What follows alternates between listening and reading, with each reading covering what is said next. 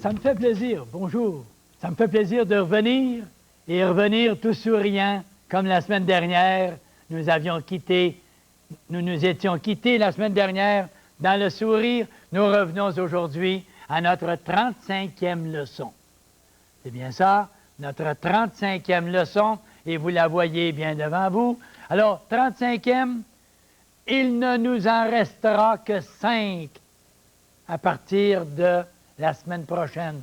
Ne manquons pas ces émissions, puisque dans notre avant-dernière, je le répète, et j'invite toute la population de vous présenter à cette émission-là pour la dictée.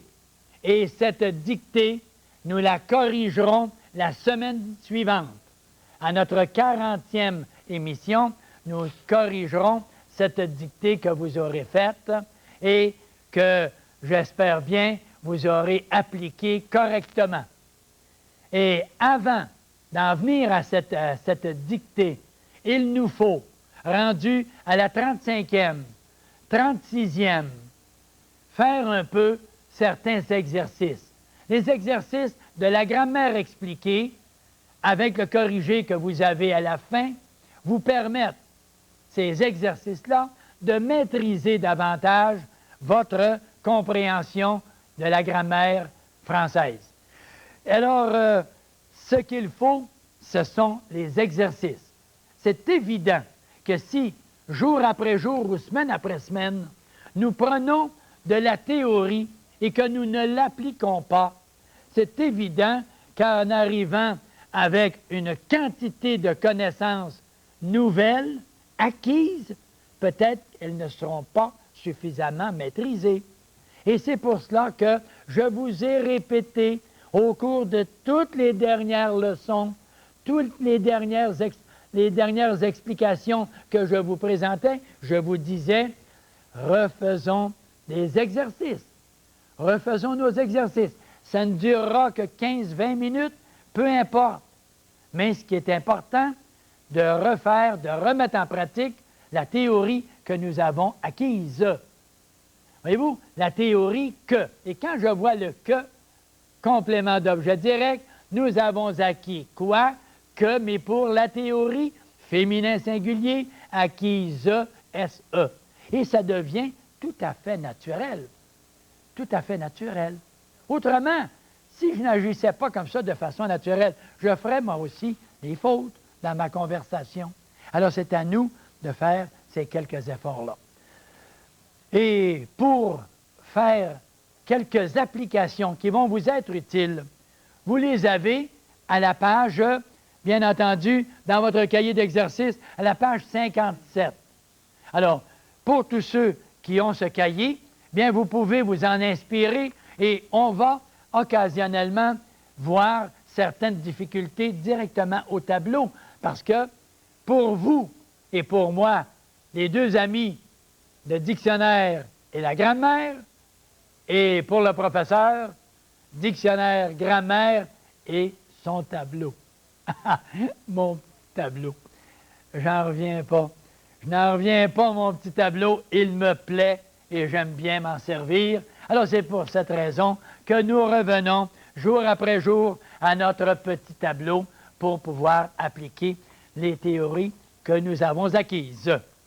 Alors, j'arrive dans la révision numéro 1 et je prends directement là certains exemples et je vais vous les lire et vous allez pouvoir immédiatement deviner, c'est-à-dire me dire intérieurement quel est l'accord que je dois apporter.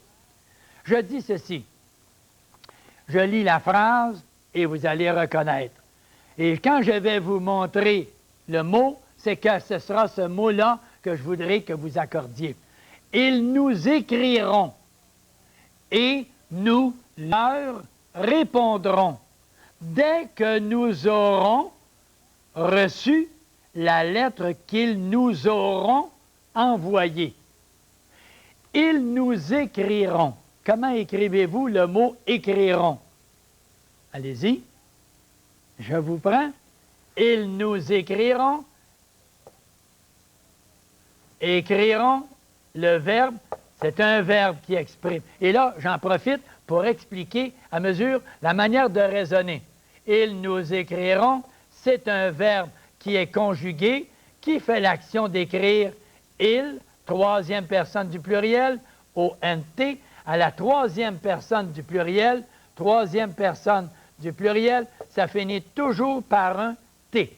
Toujours. Alors, ça va bien. On a bien parti, on a bien commencé. On poursuit maintenant. Allons-y avec beaucoup d'entrain. Et nous leur répondrons. Comment écrivez-vous le mot leur? Nous leur répondrons L-E-U-R. Pourquoi? Parce que c'est le pluriel de nous lui répondrons. C'est le pluriel de lui. Et c'est pour cette raison, nous leur répondrons. Nous leur répondrons. Qu'est-ce qu'on écrit? Qui fait l'action de répondre? Est-ce que c'est leur ou bien c'est nous? C'est nous. Alors, nous leur répondrons avec un S. Et vous voyez tout de suite qu'il y a des petits attrapes, il y a des mots qui viennent se placer entre le sujet et le verbe. Dès que nous aurons, bien entendu, aurons, A-U-R-O-N-S, et nous aurons reçu, S-C-D-U. Nous aurons reçu. Qu'est-ce que je fais ici? Je dis, j'ai l'auxiliaire avoir, je pose la question qui ou quoi. Nous aurons reçu quoi? La lettre. Est-ce que le complément d'objet direct est placé après? Il est placé après, donc reçu ne s'accorde pas, tout simplement. La lettre qu'ils nous auront envoyée. Ils nous auront. Comment écrivez-vous auront? Qui a fait l'action d'envoyer? Qui a fait l'action d'envoyer, d'avoir envoyé? C'est ils. C'est ils auront, O-N-T, envoyé, V-O-Y, et accent aigu. Et que posons-nous la question? On a l'auxiliaire avoir, on cherche le COD. Y a-t-il un COD? Ils auront envoyé quoi? La lettre qu'ils nous auront envoyée. Que. Alors le que et le COD qui est placé devant. Donc le que remplace le mot lettre féminin singulier. Le que féminin singulier. Le mot envoyé féminin singulier également. Mais c'est merveilleux. C'est merveilleux, vous comprenez tout de suite. Et là, je suis content parce que nous faisons une sorte de synthèse. Une sorte de synthèse en appliquant toutes les règles. Mais il restera une chose. Nous aurons, cette semaine et la semaine prochaine, nous aurons 2 séries d'émissions comme ça. Nous allons passer à travers. Alors, si par hasard quelqu'un ne l'avait pas eu ou que quelqu'un l'avait oublié, vite, au téléphone, avertissez-les qu'ils viennent tout de suite. Nous avons des difficultés à appliquer, à accorder, et nous avons besoin d'eux et d'elles. Alors avertissez-les tout de suite, et 2-3 minutes, elles vont se brancher, elles vont se fixer à la télévision, le câble de votre région, à la télévision communautaire de votre région. Parce que ne l'oubliez pas. N'oubliez pas aussi d'envoyer un petit coup de téléphone, un petit appel à votre télévision communautaire pour les remercier également, les féliciter d'avoir agi ainsi. Aussitôt qu'ils nous écriront, nous leur enverrons les objets qu'ils nous demanderont. La même chose que ce que nous venons de dire. Aussitôt qu'ils nous écriront, faites bien attention, il y a le mot « nous », et quand on a le mot « écriront », c'est pas parce qu'un verbe en ON, quand il y a « nous » placé devant, qui prend un S. Pas du tout. Vous vous souvenez, il y a quelques semaines ou peut-être un mois ou 2, je vous avais apporté un cahier où je vous avais fait lire quelque chose qui était ici à l'intérieur. Et tous les verbes, lorsque les verbes qui ont le son « on » et qui ont « nous » placé devant, ils prennent un S.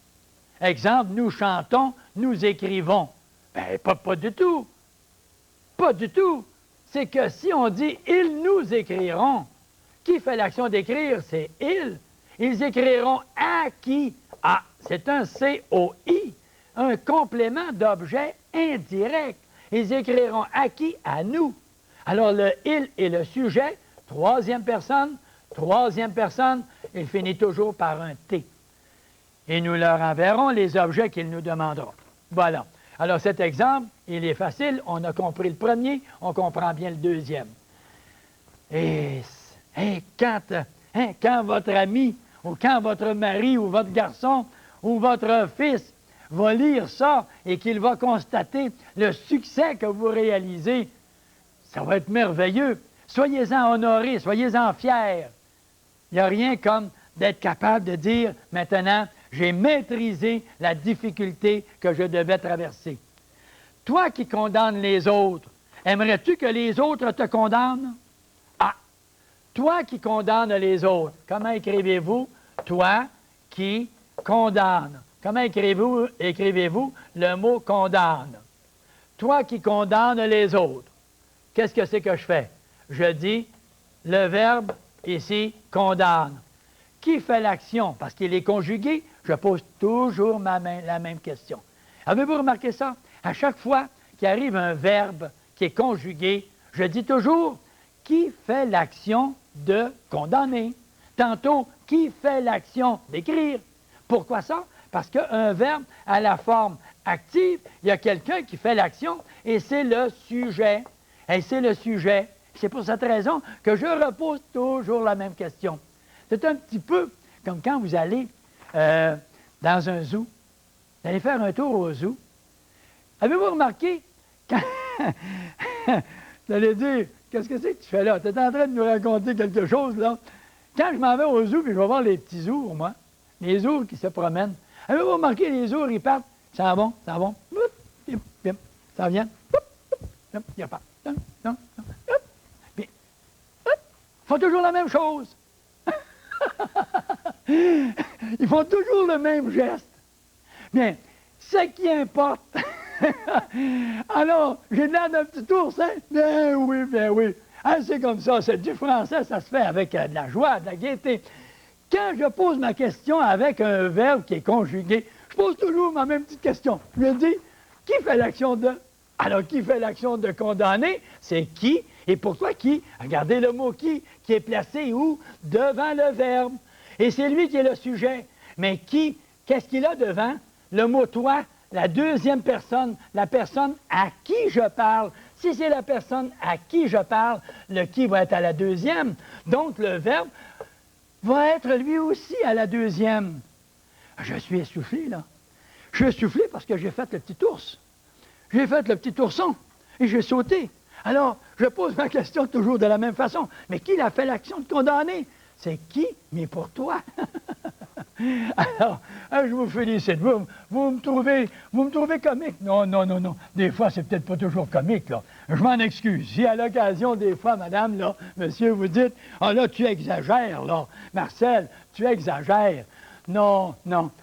Prenons ça avec toujours de l'humour. Tout ce que nous faisons, c'est toujours agréable. Alors, toi qui condamnes les autres, aimerais-tu que les autres te condamnent? Oups! Aimerais-tu que les autres te condamnent? Et allons voir maintenant le mot condamne ici. Posons encore la même question, là. Alors, posons la même question. Qui fait l'action de condamner? Qui fait l'action de condamner? C'est les autres. Alors, les autres prennent la peine de condamner qui? Toi. Alors, ils condamnent. Ah, si c'est ils condamnent, eux, les personnes dont on parle, troisième. Donc, la troisième, E-N-T. Aimerais-tu que les autres te condamnent? Alors, abandonne cette mauvaise habitude de juger. Abandonne. Qu'est-ce que j'ai quand je dis abandonne? Qu'est-ce que je fais? C'est le verbe abandonner. Mais quand je dis abandonne, je donne un commandement. Abandonne. Et quand j'ai le verbe abandonner, c'est un impératif. Si c'est un impératif, c'est à quelle personne? C'est quand je dis abandonne, c'est toi, deuxième personne. À l'impératif présent, le abandonne, les verbes en ER, c'est E, O-N-S, E-Z. Et c'est comme ça. Alors, abandonne, E, O-N-S, abandonnons, abandonner. Abandonne 7 mauvaises habitudes. 7 mauvaises habitudes. J'ai marqué CET, puis mauvais, habitude. Est-ce que, et habitude, mauvais, habitude. 7 mauvaises habitudes, 7 mauvaises habitudes. Est-ce que c'est une liaison ou bien c'est un E? Regardez le mot habitude. Est-ce que c'est une bonne habitude? Une mauvaise habitude? Alors, on dit une mauvaise habitude féminin. Donc, s'il est féminin, le mot mauvaise est du féminin et le mot sept, c'est E-T-T-E. Mauvaise habitude de juger. De juger. Et de juger, ça va être un verbe à l'infinitif, de faire l'action de juger. Et faire l'action de juger, ce n'est pas passé. Et faire l'action de juger, G-A-R. Et vous remarquez les prépositions à, de, par, en, pour, sans. Et avec le verbe à l'infinitif, sans juger. Il faut agir sans juger les autres, sans faire l'action de juger, E-R. Toujours la même chose. Et là, il y en a qui vont peut-être me dire, mais sais-tu, moi, Marcel, que je ne m'arrête pas toujours à ça, moi. Moi, je ne m'arrête pas toujours à ça. C'est drôle. Il me semble que c'est naturel. Puis quand je vois quelque chose, c'est un petit peu inné chez moi. Mais c'est que vous avez la bosse. Vous avez la bosse du français. Et vous avez ça comme inné, c'est naturel. Et vous allez peut-être me dire, avec raison, c'est drôle, je ne connais pas la règle. Non, moi je ne connais pas la règle, mais je peux quand même l'écrire correctement. Je sens ça. J'ai le flair. On disait autrefois de quelqu'un, il avait le flair, on disait, il y a le flair d'un chien développé. Et quand on dit il y a le flair d'un chien développé, est-ce que c'est le flair qui est développé ou c'est le chien qui est développé? Voyez-vous la manière de dire porte à ambiguïté, là. Il y a ce qu'on appelle des équivoques. Une équivoque, c'est employer une phrase avec la question, on ne sait pas à qui s'adresse l'action d'être développée. Est-ce que c'est le chien qui est développé ou c'est son flair qui est développé? Un flair de chien développé. C'est le flair qui est développé. Le chien a un flair très développé. Vous m'appellerez demain. Vous allez dire, oui, mais je ne connais pas votre numéro de téléphone. Non, c'est un exercice. C'est un exercice. Vous m'appelez, c'est écrit dans la feuille, sur votre révision, ça. Vous m'appellerez demain et je vous écouterai. Alors, vous m'appellerez. Quand je dis vous m'appellerez, bien, ça va être Z à la fin. Pas parce que c'est vous placé devant. Qui va faire l'action d'appeler? C'est vous. Alors, vous, deuxième personne du pluriel, appellerez Z. Et je vous écouterai. Ah, tiens, regardez là. Ah, tiens. Je vous écouterai. Est-ce que, regardez, vous m'appellerez, je vous écouterai. Oh, comment est-ce que je vais écrire ça, là? Posez votre question. Qui fait l'action d'appeler? C'est vous, deuxième personne. Qui fait l'action d'écouter? C'est je. Ah, le je, il est sujet, lui. Le je est sujet. Le mot vous, il peut être sujet.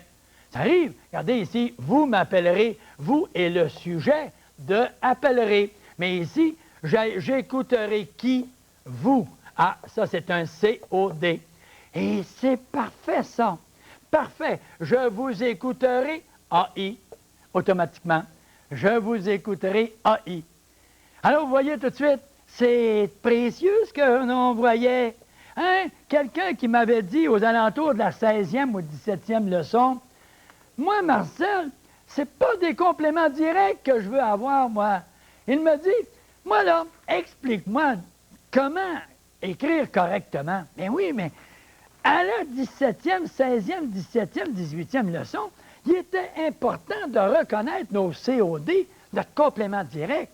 Rendu à la 35e actuellement, à notre 35e, bien, nous pouvons maintenant écrire correctement nos phrases et dire « champion ». Un peu comme les jeunes, quand ils sont satisfaits, « yeah ». Mais oui, c'est ça. Hein, vous savez, l'annonce de Toyota, il saute, puis il se plie les genoux. Ça donne l'impression qu'il est rendu à 15 pieds dans les airs. Mais on saute, puis yeah! Mais oui, mais yeah! On est content quand on voit qu'on est capable maintenant d'accorder correctement nos verbes ici, et ça, qu'est-ce que c'est que ça? Qu'est-ce que c'est que ça? Quelle est sa fonction? Quelle est la relation des mots entre eux? Lui est le sujet de ce verbe, et c'est pour ça que je dis « j'écouterai au futur ». Et vous remarquez, le verbe « écouter au futur » sont des verbes en ER. Qu'est-ce que j'ajoute? Les terminaisons. J'ai, tu as, il a, nous avons, vous avez, ils ont.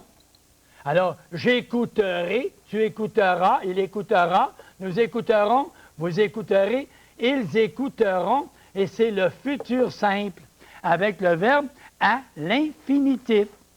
Tout simplement, c'est comme ça que nous apprenons et c'est comme ça que nous réalisons 4000 verbes d'un coup, sans être obligés d'aller chercher la grammaire ou le livre qui nous apporte avec Becherel, par exemple. Je n'ai rien contre Becherel, mais au contraire, moi je félicite ces gens-là qui ont rendu service à la société. Mais par contre, si on n'a pas le Becherel devant nous, on ne s'en va pas sur la rue Sainte-Catherine ou sur le boulevard Charest à Québec ou sur quelle autre rue encore, sur la rue Saint-Germain à Rimouski ou ailleurs, ou sur la rue Queen ou King à Sherbrooke. On ne s'en va pas là avec notre livre de Becherel en dessous du bras, hein? Alors, vous n'en allez pas là avec le livre de Becherel. Et quand vous entrez pour aller faire une application, vous allez faire une demande d'emploi à quelqu'un. Alors, vous entrez là. Est-ce que vous allez avoir votre Becherel en dessous dans vos poches? Mais pas du tout. Pas du tout. La preuve, c'est que la personne va dire, voulez-vous aller dans le petit bureau ici à côté? Il y a juste une table et un crayon puis une feuille. Pourriez-vous m'écrire une page? Et la personne n'a rien dans ses mains. Où est son livre de Becherel à ce moment-là? Là? Oh! Il est dans l'auto ou il est dans sa serviette en dehors du petit bureau. Hein? Alors, à ce moment-là, il faut faire quoi? Il faut se dire comment j'accorde mes verbes. Comment je les ai formés, mes verbes. Alors, restez avec nous parce que la 36e et la 37e et la 38e, nous allons avoir l'occasion de tout faire cette synthèse de tout ce que nous avons vu depuis le mois de septembre. Imaginez. Fantastique. Fantastique. Moi, chapeau, félicitations, monsieur, madame. Vous avez été admirable en étant persévérant et vous prouvez aujourd'hui que vous êtes capable d'accorder correctement tout ce qu'on écrit. Ils nous photographieront demain. Ah oui? Ah, ben attends un peu, là. On va se peigner, là. Hein? On va placer notre cravate, là. Bon, on va s'installer, hein, un peu comme les photos d'autrefois, hein? Bien, colle tes oreilles, là. Ouais, colle tes oreilles. Ouais, recule tes épaules. Ils nous photographieront demain. Regardez. Ils nous photographieront. Ça, c'est une photo. Donc, photo, P-H-O-T-O. Ah, c'est vrai qu'il faut le savoir, ça. C'est le verbe photographier. C'est ça. Alors, quand on a un verbe en ER et qu'on a à former le futur simple, bien, j'ajoute les terminaisons. Ils nous photographieront. J'ai, tu as, il a, nous avons, vous avez, ils ont, O-N-T. Ils nous photographient, E-ront. Regardez le E qui est là. Vous venez de sauver votre honneur, monsieur, madame. Vous venez de sauver votre honneur avec le E qui est muet. Muet avec un petit U-E-T comme ça. Muet veut dire qu'il ne se prononce pas. Merveilleux. Ils nous photographieront demain et nous ne leur paierons que les photos qui seront réussies. Nous ne leur paierons. Nous ne leur. Est-ce qu'on va mettre un S à l'heure? Mais non, c'est le pluriel de lui. S'il y avait juste un individu, nous lui paierons, L-U-I. Nous leur, L-E-U-R, c'est le pluriel. Nous leur paierons, c'est le verbe payer. Et qu'est-ce qu'on fait? On ajoute la terminaison, ils ont. Ah, merveilleux! Vous allez peut-être me dire, est-ce qu'on garde le Y à ce moment-là? Ou bien on marque paieron, P-A-I-E-R-O-N-T? Bon, bien là, vous avez une belle question. Vous avez une belle question. Quand nous allons faire la révision de tout ça, là, nous allons parler des verbes en A-Y-E-R et on peut conserver le Y comme on peut le changer en I devant un E muet. Devant un E muet comme ça, là, on a le droit de garder le Y ou le changer en I dans les verbes en A-Y-E-R. Mais si ce sont des verbes en O-Y-E-R, nous leur envoyons. Alors là, on a été obligé de dire envoyons Y-O-N-S. Et si je dis il leur envoie, il, leur, L-E-U-R, envoie, V-O-I-E-N-T. Ah, le Y va se changer en I devant un E muet. À quel moment? Parce que c'est le verbe en O-Y-E-R ou bien U-Y-E-R. Je le signale tout de suite, même si nous allons faire la révision dans 15 jours ou 3 semaines, on aura ça. Alors, A-O-Y-E-R et U-Y-E-R, ils changent en I devant un E muet. C'est parfait, ça. On se rappelle bien ça. Et photographie E, rond, c'est le verbe photographier. Alors, quand vous avez le futur, mettez le verbe à l'infinitif et ajoutez la terminaison ONT. Ah, que ça devient agréable. Mais j'ai l'impression qu'on va s'écrire une lettre. J'ai l'impression que vous allez m'envoyer un mot pour me dire la satisfaction que vous avez ressentie. Et ça me plairait beaucoup, ça. Ça me plairait beaucoup. Bien oui. Et si vous avez le goût de m'envoyer un mot comme ça, comme envoyer un mot également au directeur également de Vidéotron Saint-Hubert qui vous a permis, par votre câble de votre région, d'obtenir le cours de français, ces 40 émissions qui vont vous être transmises et qui achèvent maintenant, vous pouvez envoyer un mot. Envoyez un mot, M. Rosaire Turcotte. Oui, Rosaire Turcotte. 1854 Boulevard Marie. 1854 Boulevard Marie. Saint-Hubert. Rosaire Turcotte, 1854 Boulevard Marie, Saint-Hubert. Et le code postal, J4T comme Thomas, J comme Joseph, 4T comme Thomas, 2A comme Albert, 9. Et ne vous gênez pas, parce que je vais vous dire honnêtement, l'équipe qui travaille ici, les caméramans, les réalisateurs, ils sont une équipe merveilleuse. Avez-vous remarqué? Toujours une présentation excellente.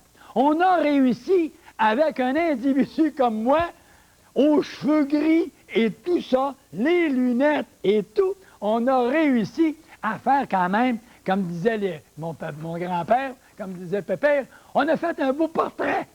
On a fait un beau portrait avec toi. Alors, on les félicite, ces gens-là. C'est merveilleux. Et je veux leur lancer les hommages parce que c'est agréable de travailler avec une équipe comme celle-là.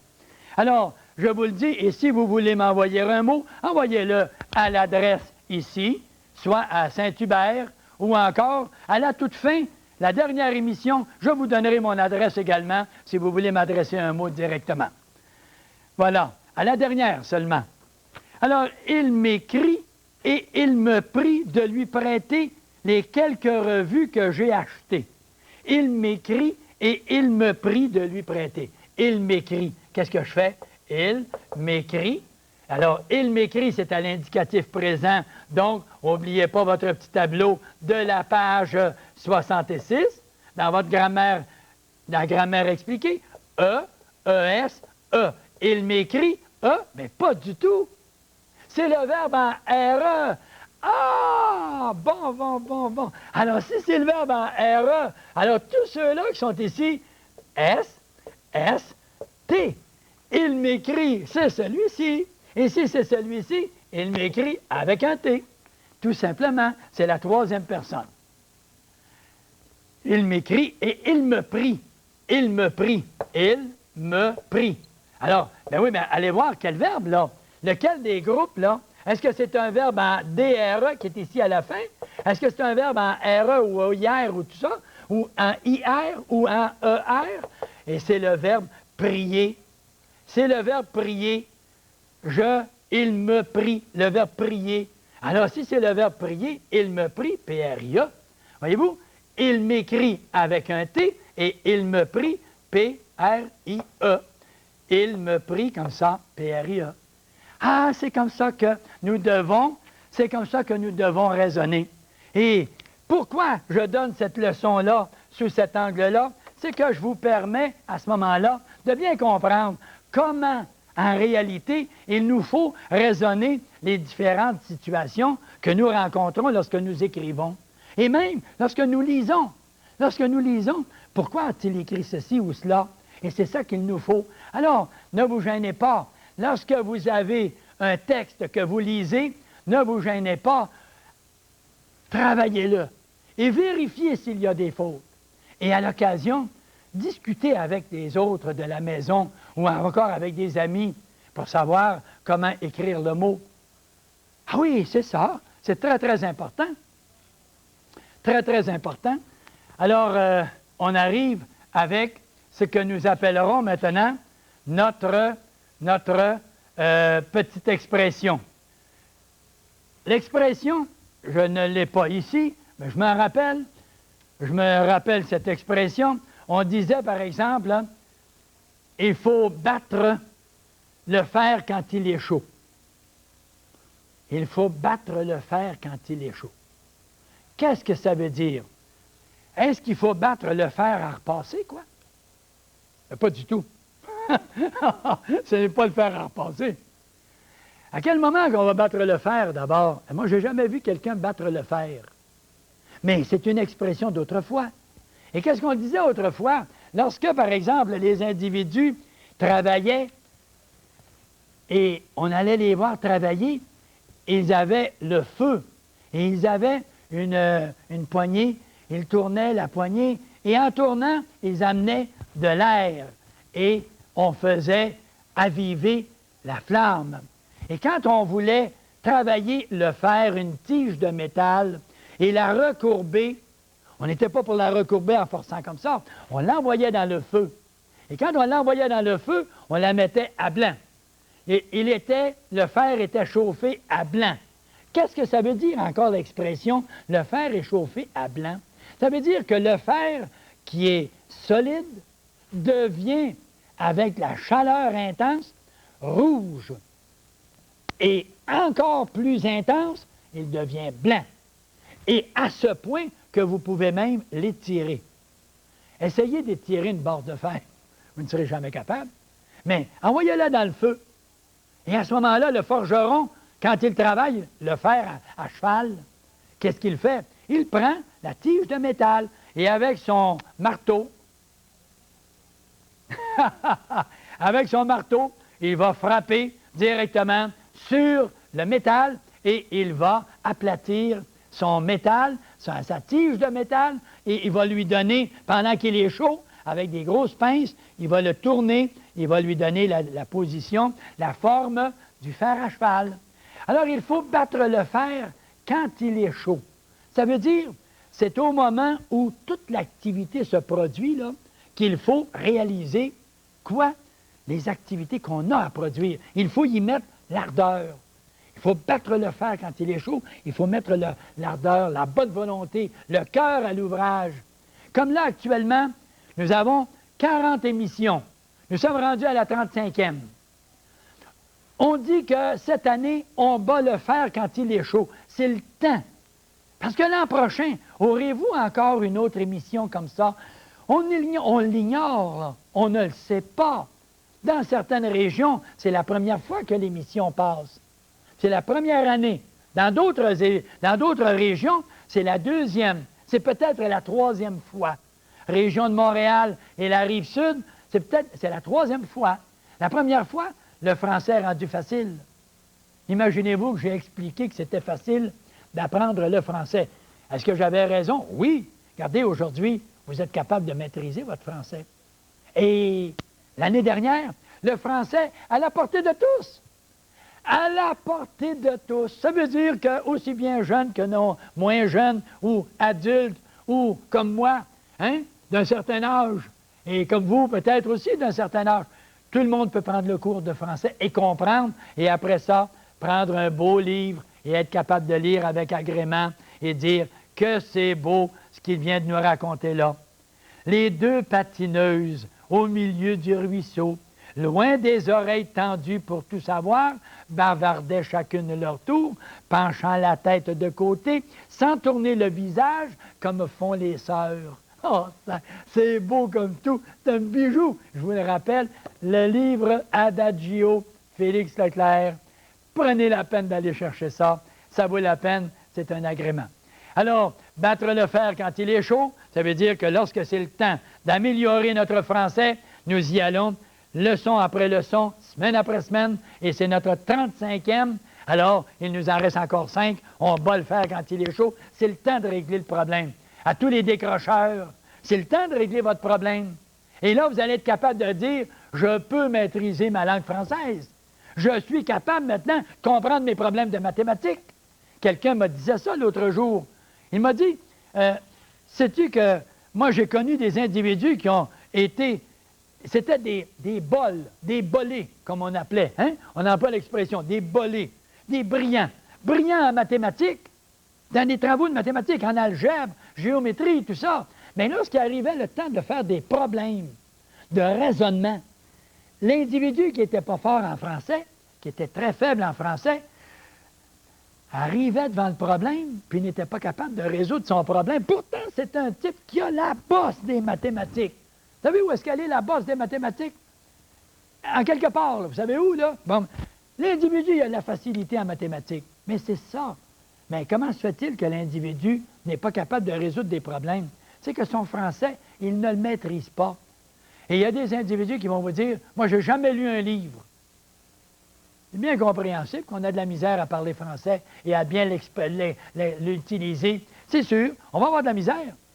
Hey, si on ne lit jamais, ça va être pitoyable. Alors, on va retourner pour rendre service à la population et à tout ce monde-là qui, actuellement, veut, toutes ces personnes-là qui veulent améliorer leur français pour être capables de faire notre synthèse en quelques jours. Alors, nous continuons immédiatement et nous allons au tableau avec, disons, la révision 2, à la page 58, pour ceux qui ont ce cahier-là, le cahier d'exercice. Alors, à la page 58. Et je m'en vais chercher les exemples que je retrouve ici. Et on me dit ceci, les chansons que compose mon frère nous seront présentées dès qu'elles seront écrites. Alors, les chansons que compose mon frère. J'écris les chansons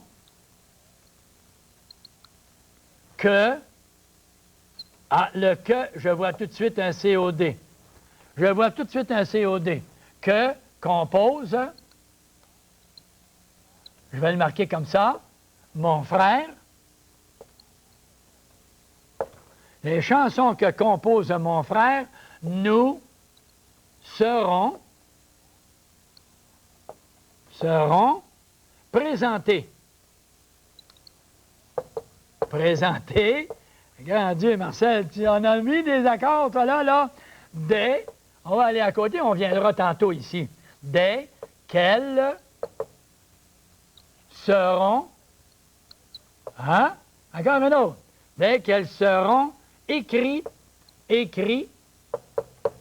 encore un autre ici, point. Bon, allons-y maintenant en commençant au début. Allons-y au commencement. On prend cette partie-ci, on viendra ici tantôt. Les chansons que compose mon frère. Ça veut dire que mon frère est un compositeur.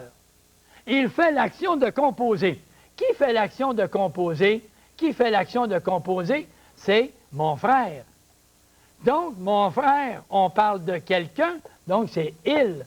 Et il à la troisième personne, le verbe compose, ça va être compose SE, et il ne s'écrit pas avec un NT.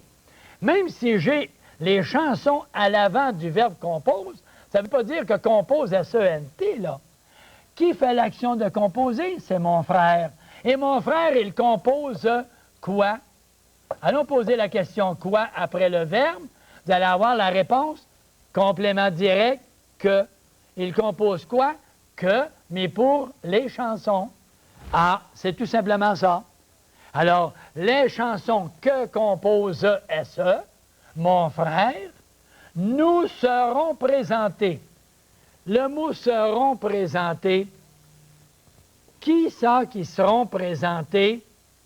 Est-ce que c'est nous qui serons présentés ou ce sont les chansons qui seront présentées à qui? À nous, à le C-O-I. Voyez-vous? Les chansons seront, elles seront avec un T, troisième personne du pluriel, elles seront présentées. Qui ça présenté? C'est un participe passé avec l'auxiliaire être. Alors, quand c'est avec l'auxiliaire être, le participe s'accorde comme un adjectif ordinaire. Alors, qui ça présenté? Ce sont les chansons. Féminin pluriel, l'adjectif présenté, participe passé, ES. Nous serons présentés ES. Et on s'en vient, elles nous seront présentées dès que. Dès que, ça veut dire tout juste au moment. Tout juste au moment. Dès qu'elles seront. Mais qui ça, elles seront écrits? Ce sont qui ça, elles seront écrits? Elles, ce sont les chansons. Donc, les chansons, alors je l'écris en avant ici, au-dessus. Elles, les chansons, L-E-S, seront, troisième personne du pluriel, seront, troisième personne du pluriel, troisième personne, finit par un T. Elles seront l'auxiliaire être, le verbe être ici, et le participe passé. Qui ça écrit? Les chansons, elles, féminin, pluriel, écrit, féminin, pluriel. Regardez l'auxiliaire être, il s'accorde comme un adjectif. Qui ça écrit? Elles, les chansons, E-S, féminin, pluriel. Ah, que c'est beau! Ah, que c'est beau! Ça, c'est un peu comme l'individu qui s'en va avec la cravate bien mise et le veston bien placé. Tandis qu'avec une faute, l'individu s'en va avec le veston comme ça, hein, de travers, ou encore la cravate à côté. Hein, c'est ça qui arrive. Quand on écrit avec justesse, ça veut dire de façon correcte, qu'est-ce qu'on a? On a un accord qui est parfait et on peut dire « lisez-moi » et je ne suis pas gêné. Lisez-moi, ça me fait plaisir. Alors, c'est un peu ça. Je vous montre comment je raisonne toutes ces situations-là. Et la grammaire expliquée, c'est exactement ce que je fais, exactement. Page après page, j'explique comme je le fais, en montrant le complément, l'objet direct ou encore le sujet, etc. Alors, on y va de cette façon et ça devient excessivement simple. Et c'est pour ça que l'année précédente, j'avais appelé ça le français rendu facile. Et c'était simplement la raison. Parce que je l'ai rendu facile en expliquant. C'est évident que l'individu, je reviens encore à mes élèves de secondaire, et quand on pense, imaginez, encore cette année, plus de 40% qui abandonnent. Et pensez-y, 40% des élèves abandonnent ENT, le français ou le cours. Le cours. Ils abandonnent. Mais où est-ce qu'on va se retrouver? En l'an 2000, les besoins seront là. Et les individus qui n'auront même pas un secondaire 5, qu'est-ce qu'on fera? Autrefois, vous savez l'expression qu'on utilisait autrefois? Le type, quand il n'allait pas à l'école, on disait, « T'as pas voulu t'instruire, tu vas travailler. » L'expression, c'était quoi? Vous vous souvenez, messieurs, dames? L'expression, c'était, « Tu vas travailler au pic puis à la pelle. » Tu vas travailler au pic et à la pelle. Ça voulait dire quoi, ça, au pic et à la pelle? Mais ça veut dire qu'autrefois, on n'avait pas les grosses machines qui venaient casser le ciment. Non, nous avions un pic. Et avec le pic, les gens perçaient le macadam, l'asphalte. Ils creusaient. Et après ça, avec la pelle, on sortait tout le métal ou encore le macadam ou l'asphalte ou encore le sable à la pelle. Nous travaillions au pic et à la pelle. Et ceux qui n'étaient pas instruits se retrouvaient à travailler au pic et à la pelle. L'individu qui quitte l'école avant la fin du secondaire, de grâce, j'espère que le cours de français va vous permettre de prendre confiance en vous-même. Ne vous laissez pas abattre, mes amis. Il y a toujours possibilité. C'est facile si c'est expliqué simplement. Et à tous ceux qui ont eu l'avantage de suivre le cours, les 35 émissions, bravo, bravo, vous êtes chanceux. Parce qu'il y en a qui n'ont pas l'avantage d'avoir le câble et qui ne peuvent pas utiliser par la télévision communautaire le cours que vous avez actuellement. Alors, comptez-vous chanceux. Comptez-vous chanceux. C'est vrai, ça. Alors, pour ceux qui ne l'ont pas eu jusqu'à date, bien, vous avez toujours la possibilité d'aller chercher la grammaire expliquée avec son cahier d'exercices. Et les exercices, ils sont tout simples. Ils sont comme ça. Tout simple. Très, très simple. Et vous avez tout de suite l'application de votre théorie. Et quand vous avez en haut de la page 122, vous allez à la grammaire, page 122, vous avez l'explication de la théorie qui vous est présentée. Alors, allons-y dans ce sens-là, mes amis. Et tout ça, pourquoi? Un encouragement à ceux qui ont décroché. Réinscrivez-vous, mes amis. Réinscrivez-vous à l'éducation aux adultes s'il le faut. Et le français, si vous l'avez bien maîtrisé, vous verrez que les mathématiques, vous allez les mieux comprendre. Vous allez être capable de faire vos problèmes de chimie, vos problèmes de physique rendus en 4 et en 5. Autrement, c'est vrai que quand on ne comprend pas le français, on ne comprend pas les phrases que nous lisons, nous arrivons dans les problèmes de sciences ou encore autres matières et on se retrouve en biologie et on ne comprend pas. Alors, je vous invite à faire ce bel effort. La maison familiale, je vous donne cette phrase-là, oh, qui était précieuse. Et là, je vais vous dire, je fais tomber souvent dans le panneau. Dans le panneau, c'est que autrefois, il y avait un panneau. Et quand quelqu'un passait là, le panneau baissait et la personne tombait. Alors, c'est un petit peu des petits attrapes, là. Je ne dis pas que ce sont des attrapes nigauds. Je n'ai jamais voulu traiter quelqu'un de cette façon. Alors, ce sont des attrapes, tout simplement. Et regardez bien la phrase, elle a tendance à attraper quelqu'un. La maison familiale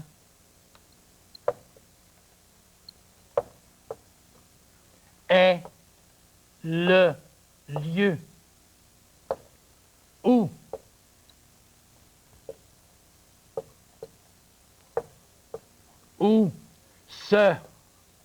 le verbe se passer au futur simple, au passé simple plutôt, au passé simple, virgule, où se passer paisible et, je marque ceci, et joyeux, virgule, les premières années, je vais aller ici en haut, année de mon heureux enfance. Comme ça. Et on verra comment l'accorder. Allons-y tranquillement, mes amis. Allons-y tranquillement. Et rappelez-vous les natures de mots. Et quand vous avez un mot, tu es un petit qui, toi? Ha ha! Tu es un petit qui, toi? Ça, cette question-là, qui es-tu, comme je dis dans la grammaire, parce que j'essaie d'être délicat. Alors, en disant, qui es-tu? Au lieu de dire, tu es un petit qui, quand je connais quelqu'un, je lui dis, tu es un petit qui, toi? Alors, je l'ai déjà vu, alors je lui repose la question, tu es un petit qui, toi? Alors, ça va, mais quand c'est quelqu'un, peut-être une personne, alors, qui êtes-vous, madame? Qui es-tu, toi? Qui es-tu? Alors, la maison, un nom. Familial. La maison familiale. Qu'est-ce qu'il fait là, lui, le mot familial? Il donne une qualité à la maison. Alors, la maison du féminin singulier, l'adjectif qui donne sa qualité sera du féminin singulier. Et familial, le, avec un E. On ajoute un E tout simplement. souvenez de l'expression qu'on a donnée? Allons-y un petit peu plus bas peut-être. Le directeur général. Vous vous souvenez de ce mot-là? Et on avait marqué général. Vous vous souvenez de ça? La semaine dernière, ou il y a 15 jours, le directeur général. Et on a écrit général avec un E. Et ça, c'était dans le journal. J'espère qu'on ne marquera pas journal-là, là. Journal-E. Hein? Oh, hey, messieurs, les typographes, ou encore ceux qui font l'impression, ou les correcteurs d'épreuves, de grâce, éliminez-moi le E qu'il y a là. Directeur masculin, singulier, général, masculin, singulier. Il n'y a pas de E, là. Enlevez-moi le E qu'il y a là.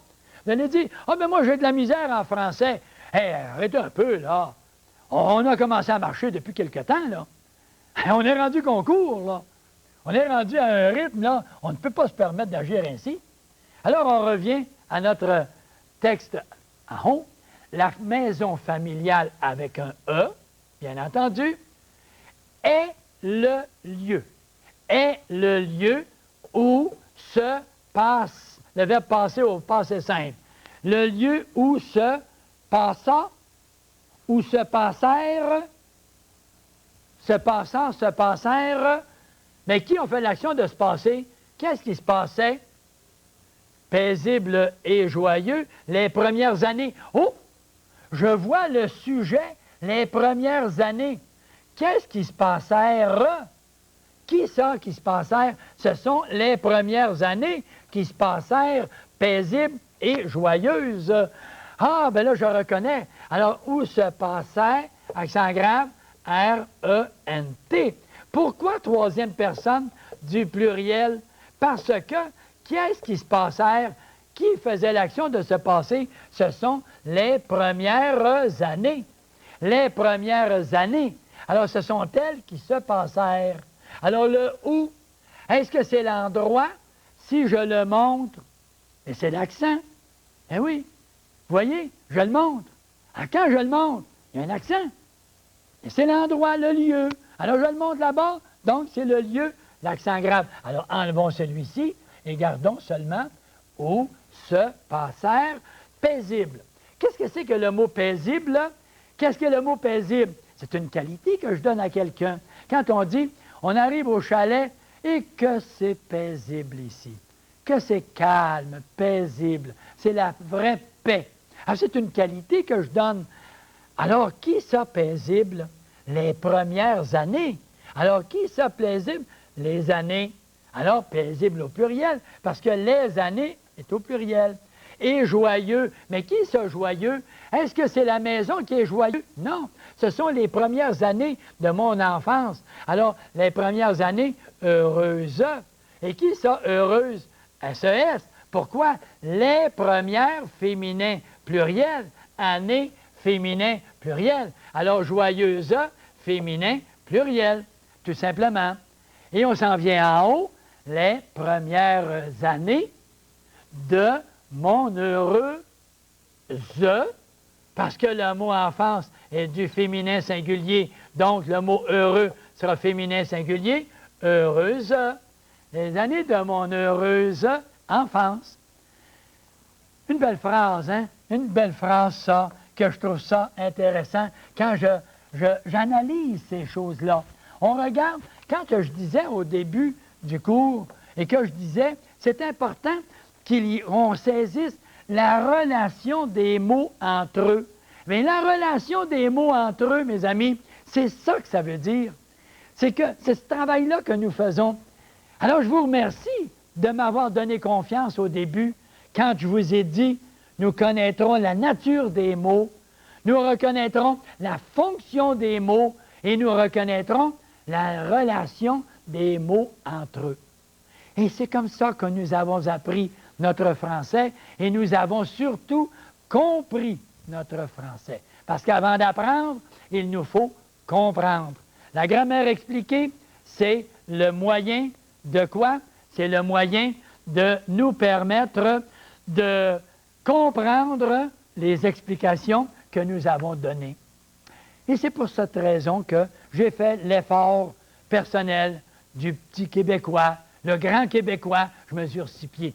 Alors, le grand Québécois, un grand Québécois qui a voulu essayer d'offrir à la population du Québec et à tous ceux, même de l'extérieur, de l'Ontario, ce serait intéressant si les gens de l'Ontario réalisaient que c'est facile d'apprendre le français à condition qu'on le comprenne.